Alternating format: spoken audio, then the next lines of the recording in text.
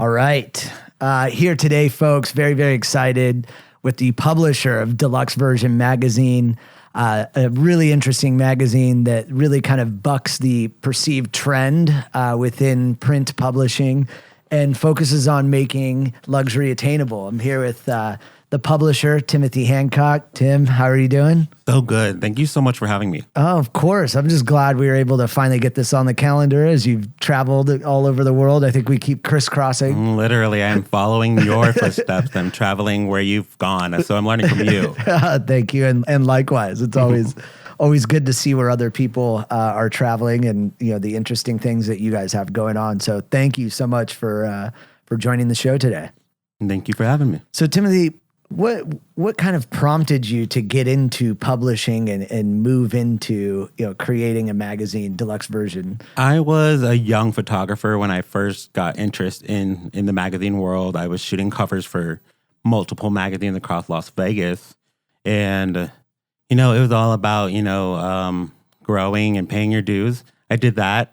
And sometimes we pay our dues a little too long. Yeah. And, we go from realizing, this is a hobby or is this a career? And if it's a career, we got to start getting paid for what we do. And so I sort of created my own doorway and worked with writers, worked with previous publishers, and found a way to create a magazine that actually takes care of its talent. So, when you look to create this magazine, where were you working before? I was a freelance photographer and a creative director independently. So I was building businesses. I was building brands. I was doing their design and just building brands from the ground up. So how did you just get started? I'm sure you had a vision around creating the magazine, and then, actually getting started is usually the largest hurdle that people have. Luckily, I had the name Deluxe Version already in play. Before I started the magazine, we were doing mixers honoring luxury professionals, and anybody can be a luxury professional, right? But we're calling you luxury. Yeah. So we would honor business owners. We would honor people who were paying it forward in their community, philanthropists, anybody who was just shining in their area of expertise. We would gather them all together every month in a beautiful lounge, and we would celebrate them, give them awards, and allow them to bring people and acknowledge them. And so this was within the Las Vegas community? This was in Las Vegas. And then all these people started to become more and more my clients as far as branding and all the creative content that I would build. And then one day we all decided, you know what, you, let's build a magazine. And so I am the publisher. I have several writers, Emmy Award winning journalists that are on our team, UFC ring girl that promotes us, as well as America's Next Top Model, Krista White, who is a part of our creative team as well. Interesting. So they obviously bring a different vantage point each, as far as contributing within the magazine. Yeah, it's not a one-man show. But clearly. We have so many talented people that really make our magazine so unique. So if I go back to, the events you were throwing within the community, celebrating entrepreneurs, visionaries, people that are giving it back or paying it forward, as you referenced, what was kind of your motivation behind that? Why would you go and put together events? Is it you just like getting to know people? Is it, you felt these people were underserved or just weren't recognized? What was it? Honestly, that's exactly the truth. People were not being recognized for the hard work being put in. And especially in the casino arena, people were only being recognized for hottest bartender, sexiest waitress. I mean, nothing that really matters. I mean, you matter, but more people matter. Right. And so, I mean, we start to honor the lawyers and the doctors and the philanthropists giving out to big charities. And it's more than who's pretty and who's not. Right. Now we're touching people who affect other people's lives. So these are moments where we can honor real change in the area. And that's kind of what fueled our success to begin with. Have you seen sort of a change? How many years have you been in Vegas now? I was born here. I'm native, born and raised. Wow. Okay, we'll touch on that topic in a minute because I think everybody wants to know what it's like to be born and raised and still living in Las Vegas. Because I'm still alive. You look very good and in good health and everything else. So there's this perception of Vegas, obviously, for people that live here to the outside world. So, when you look at the way Vegas has changed, are you seeing kind of this evolution from just like sexy, flashy Vegas to, kind of there being a little bit more meat to the city? As far as the evolution, I don't think it was ever too sexy. There's the dark side as the strip clubs, and if that's what you're talking about. No, like the casinos were always, to me, is these oversized people in bowling alley shirts smoking cigarettes and grandmas with curly hair playing cards. Like, that's what Vegas used to be for me, but now it's more cosmopolitan. Now is younger. The buildings are fresh. The venues have a younger twist on them. Right. So it's a very, can I say posh? Yeah. Style now. It's different. It's not the old casino cigarette alley that it used to be. Right.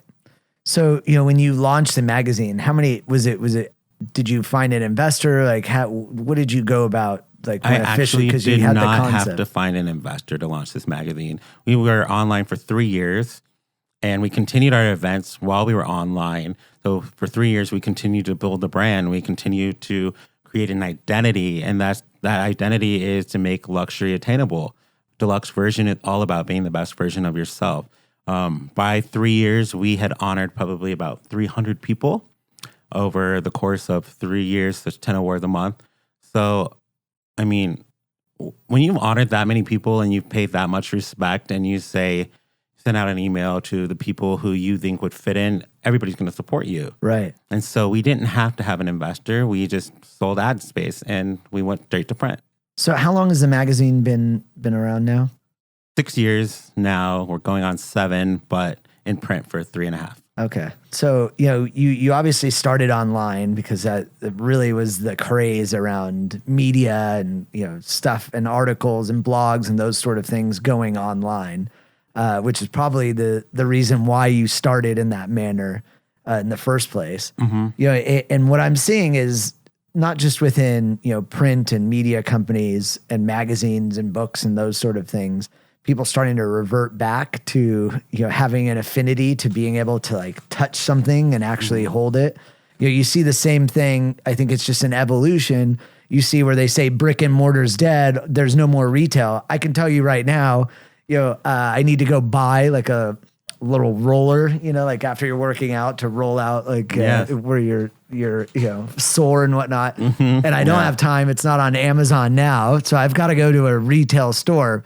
You also see kind of Amazon moving into the retail storefront space and opening up stores. Yeah, they just moved into Whole Foods. Yeah, exactly. So, when you look into that, what's your kind of view on, print, people that say print is dead or nobody wants a paper magazine anymore or something that you can grab? Remember when they would say that people would never walk again? We all have Segways now. Like, well, Segway lasted for a hot minute, right? I'm still waiting for my real hoverboard that got Back to the Future.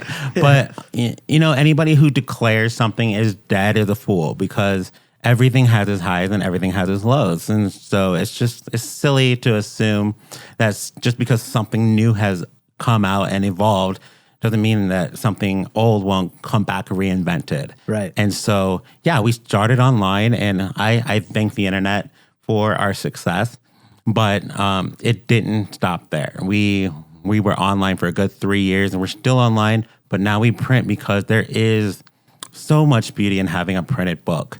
And we've only gotten more popular because we printed. Our distribution has gone from Las Vegas to Los Angeles to Scottsdale, and you can order it from anywhere around the world on the internet. So print isn't dead. It's just how you manage your business, whether you're going to stay dead or alive. And if you choose to stick with an old system, you'll die. But if you manage your business to the interests of your readers, you're going to figure out ways to shine. So what are like a couple things that you've done to manage your business and evolve your business, to accommodate, your readers? Oh, we definitely are in touch with the influencers on Instagram. We can't ignore that. That's a big pull as far as getting the word out about any business, not just a magazine, but we also share their stories. We also make sure we use really talented writers, really good writers. Shout out to our contributing editor, Stacey Gualandi. Ashley DiMartino, Olivia Fierro. They're all Emmy Award-winning journalists who contribute to our pages. Really good writing, staying relevant and staying on top of, what is really interesting to people. And that's fashion, that's travel, that's events, and anything that you can immerse yourself in. Right. So, you look at fashion, travel, and events. What are you kind of seeing? Because, I have a couple friends that have, clothing companies. I know you're very, very into fashion. You're a very stylish guy. I think we first met when I commented on your Christian, or on your boots that you had. Oh, the Saint Laurents. Yeah, the Saint Laurents. That's what it was. How can you miss that? I've botched it in my head. So you had the Saint Laurents. I had the same boots. So I was like, boot game strong. Yeah, I love those. You instantly become friends who recognize when you're wearing Saint Laurent. Yeah, exactly. But you're very very, very fashionable. And I've several other friends that are in fashion and have different businesses around it. When you see travel, events, seeing, honoring people within different communities, to me, what it is I kind of call it all lifestyle. And everywhere, all of these different industries are now starting to crisscross. You have fashion brands moving into hotels, and you have fashion brands. We've all doing just different moved things. into the Palms here in Las Vegas, which is huge. Yeah, no, and you see even artists coming together now, collaborating with hotels. You just did that spread. Yeah, we with just the featured Palms. Damien Hirst suite on the Palms as well. Yeah, the $100,000 a night suite. $100,000 a night. That's definitely a deluxe version for us. Yeah. So when you look at all of that, are you seeing, kind of you being somebody that has your pulse on all of that stuff? Are you seeing all these worlds starting to collide? Definitely seeing a collision between artistry, influencers, fashion, and travel all together, because when you recognize what moves people emotionally and gets them to react, and you just start to create an experience wherever they go, then you start to, you have a full house, you have full attention, and you have a successful brand as well. So yeah, there seems to be like a huge emphasis on, tying these experiences. And for me, I personally think that everybody has always had an affinity towards an amazing experience. It's not like just now, today in 2019, travelers care about experiences. I think that it's just more celebrated because you have platforms in which you can kind of show people those experiences. And I think that, people are just becoming more in tune with the fact that, the experiences and memories of those are more important than, having the newest handbag sometimes. And while we all like nice things, I think that the other one means more to a lot more people as, we kind of evolve as humans, and, there's new generations that are focused on new things. So, you look at lifestyle, fashion, so that those are obviously key pillars within the magazine. What else are you guys doing to kind of ensure that you're remaining relevant? Well, we still have our heart, and that's just celebrating the professionals that we build up in the community. You can be here in New York, anywhere. Email our team, and if you think your story is something worth sharing, we'll consider it. But we never get away from celebrating people who build businesses, people who make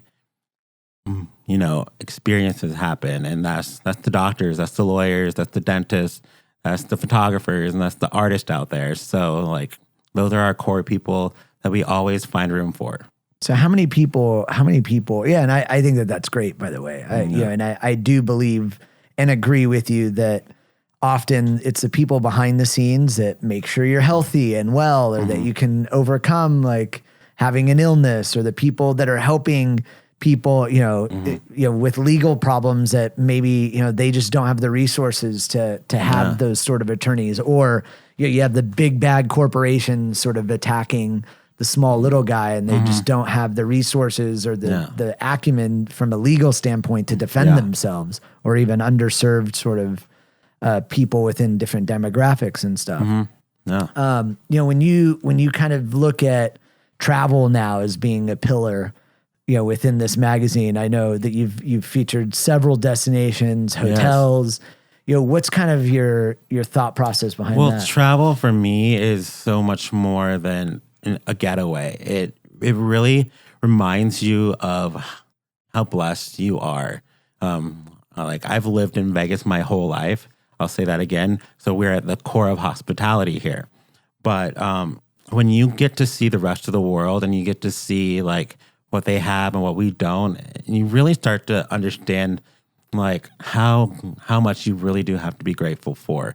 It's not about staying at the prettiest hotel and going to the prettiest beach, but also just experiencing the world as it is in other ways. So what are like, being an affluent traveler and have traveled all over the world, what are some things that you've learned traveling or different cultures to where you're kind of like, holy crap, I didn't know it was like this, I've learned that most countries are just like ours. Like there's no superior race.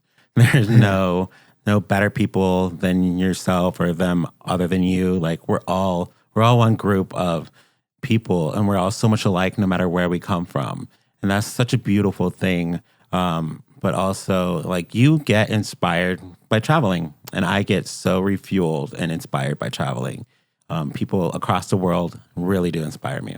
Yeah, I do think like whenever I travel, and traveling enables you to just kind of think more in an innovative fashion because you see different things and the way different cultures are exposed to things. And so being an American, we put ourselves in such a bubble. And we just think we're the best at everything. That's such a dangerous place to be. It's crazy. And then when you travel, you're like, oh my gosh, this is something that's really innovative. And some of the best ideas or even brands have come from basically copying what's working in other countries and bringing it to the U.S. And I do think, and I was having this conversation last weekend with one of my friends, is that there is like this democratization of travel to where people feel as though you're connected because of the internet and social media to people in other parts of the world, and you see some of these destinations or people or companies where you're like, oh, we're actually the same type of person. Or I feel as though I've seen Bali and I've never been there. I mean, you see so much of it on the internet. The internet allows you to be closer to traveling without traveling, but don't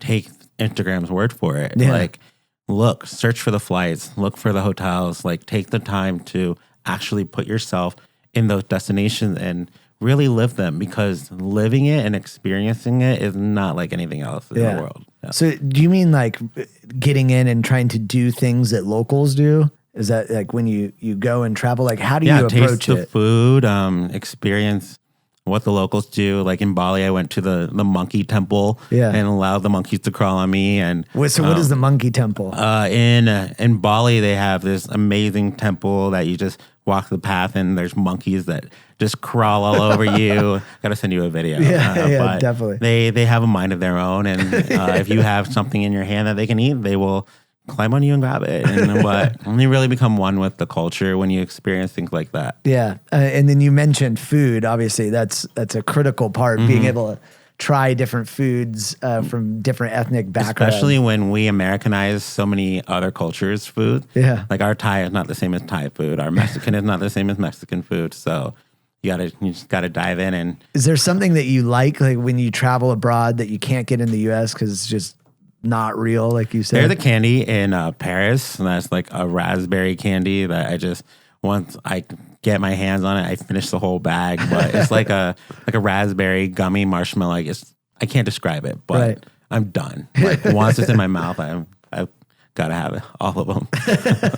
Any other? But foods? You can't get that in the U.S. So speaking of that, there's these chips that you can get them in Australia and some other places, but they're called Ibiza chips. Oh, nice. Ibiza sun chips. Yeah. They are so bomb. You can only get them in that part of the world. In Australia. Yeah. They have them in Australia, but obviously in Ibiza they have them as well. But I just got back from there. Yeah. Mind-blowing experience. Was it? What'd you like about it? Well, it's beautiful people all day long. Don't expect that it's a tropical island. It's not.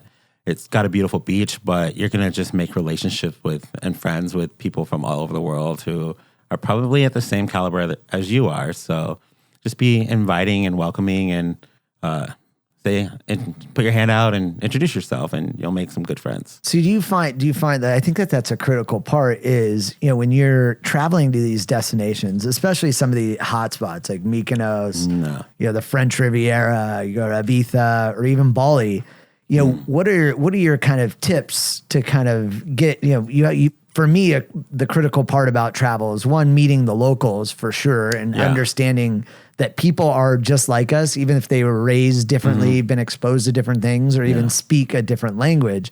But then the other side of when you travel is that you're exposed to all these people from all around the world that are there for the same reason. Like, hey, I want to party, or hey, I want to experience food, or hey, I want to meet new people. What's kind of your approach with that when traveling, or what sort of tips or advice can you give? It's honestly so silly to assume that nobody's interested in getting to know you or who you are. They're traveling, so they're honestly just as open as you're willing to be. And so I've found that people traveling in a fun space, I mean, as long as you're not going to a funeral, like if you're going to a club or a restaurant or shopping, like people will open up to you because they are fascinated by the world around them at the moment. They're there to explore. So introduce yourself, and if you like something that somebody's wearing, say, "Hey, I like that," and strike up a conversation. But you have a lot more in common with people than you really know. Yeah. Well, I do think that that's very interesting, and just kind of having an open mind around that is critical. I know within our interactions, one of the things I always realize, you're just such a nice person. So irrespective of the stuff we always work on together, or like communicate, like you're always just a nice. So like please and thank yous, or here, like those, and positive. There's always like positive. It gets you so far. Is that just kind of who you are, or did you evolve into a person that was like that? Because I know a lot of people struggle, to remain positive or just be grateful for. I think at this point in my life, I know I don't look 32, but I am. Yeah. At this point in my life, I would say, being nice is a key, because if you are at peace with who you are, you're going to be inviting, you're going to be inclusive, you're going to be generous, and you're going to be grateful. And to be all of those things, it's the most rewarding thing, to invite other people to be along the journey with you. So I've learned to not be an exclusive person, to be an inclusive person, because there's so many things that I still get to learn, and that's from people. Yeah. And that's from people who are just like me in anywhere around the world. Yeah. And how do you, when you look at, what are some of the challenges you've had, with Deluxe Version Magazine that you've kind of had to overcome? Because I mean, we all know it's not always just smooth sailing and there's no issues at all. I'm so young. I started the magazine when I was 26. So for a publisher to even exist at 26 it's hard for people to take seriously, but well, you're like a kid, so I mean, what do you even do? You're 26 and you want me to hand you $12,000 for the year? I mean, are you serious? Yeah. For most people, it wasn't a problem because they saw the quality that we put out.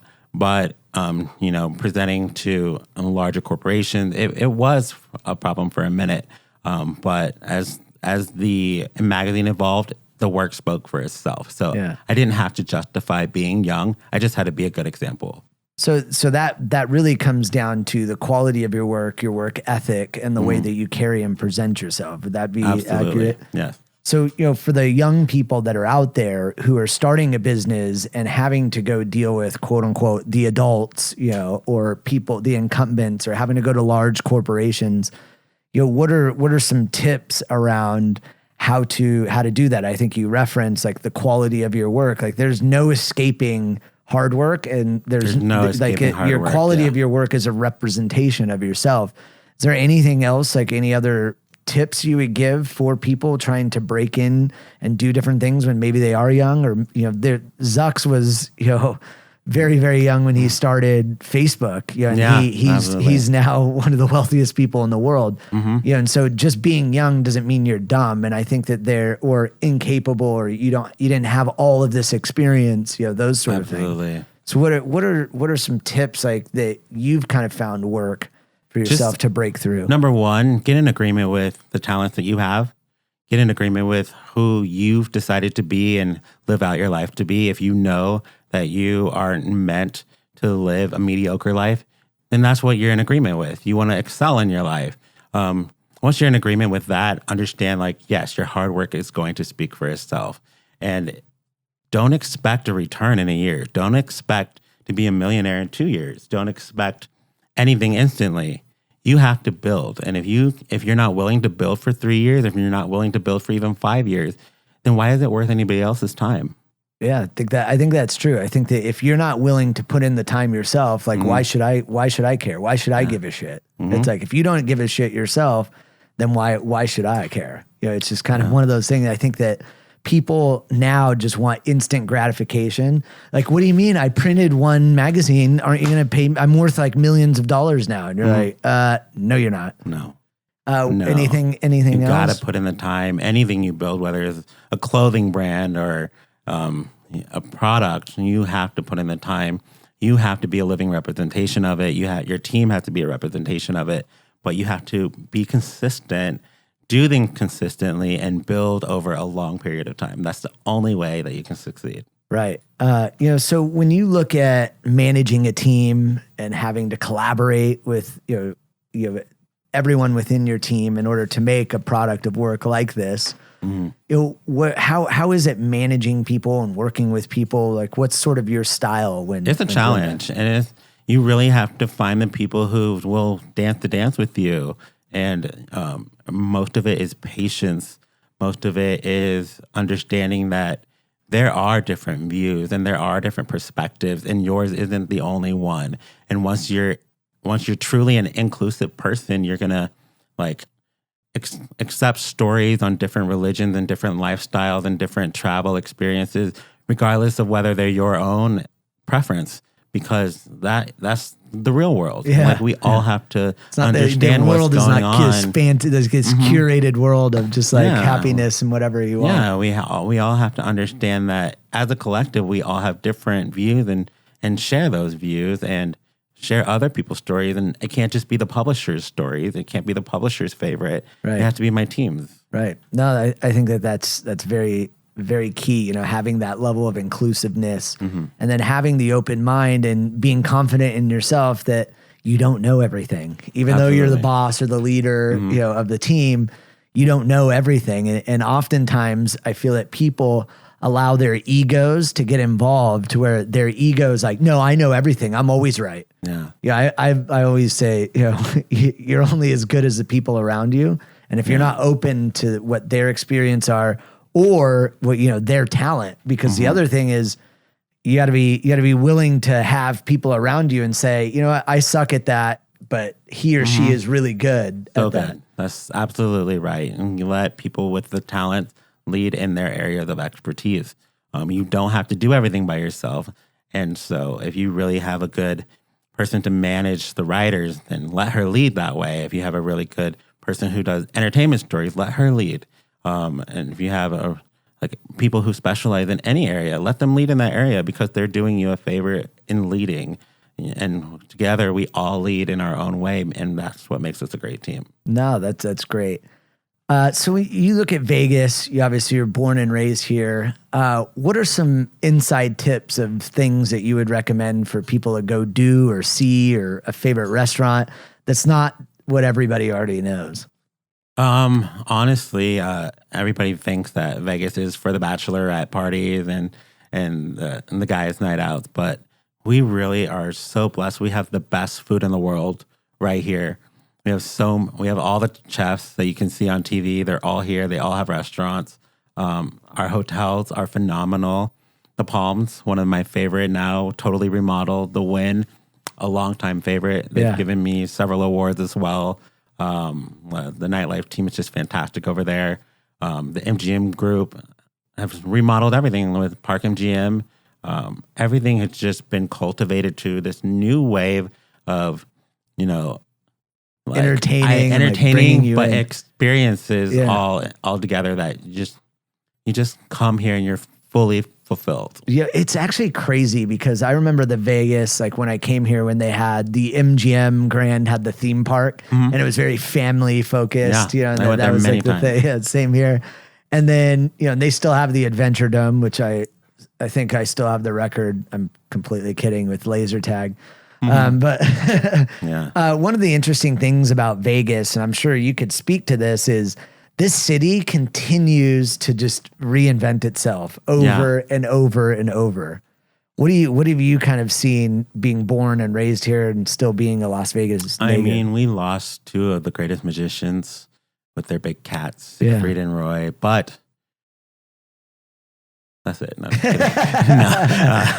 I mean, well, we've gone from magician town to, now you can see every performer in the world. We can see Lady Gaga.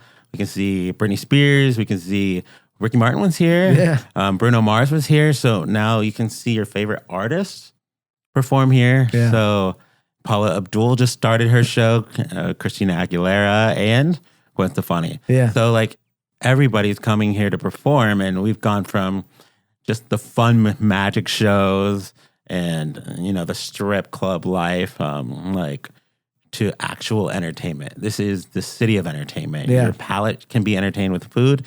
You can be visually entertained with music, and it just keeps evolving. We do have the Sphere. Yeah. You know about that? No. The MSG group that's opening that up next to the Venetian, right? Yes. So what's going on with that? Yeah. I don't know much about it, but it's going to be an LED sphere from Madison Square Garden Company. Right. That's going to be the ultimate entertainment venue as well. So yeah, and then we have the sports teams now, like professional sports. Is there a restaurant that when you grew up here you used to like to go to, whether it's here or not anymore? Like a place that you just have an affinity towards being a kid here? Or any memory of when you were a kid? There's one, but it's not so popular around the world. It's called Mikhail's, but that's what my family would always take us to on a Sunday. Yeah. Is that still here? It's actually closing this year. So and they may have a rescue on the way, but we never know. Yeah. Well, I always like to end the podcast and interviews asking people, what is your favorite place that you've traveled in the world? My favorite place, I don't want to admit it, but I will say is Paris, only because I've been there 7 times in the past 2.5 years. So I think by now on my 7th trip, I've fully experienced Paris, and I can like memorize streets and pathways. But Paris, honestly, is such a great place to travel. It's cheap to get to.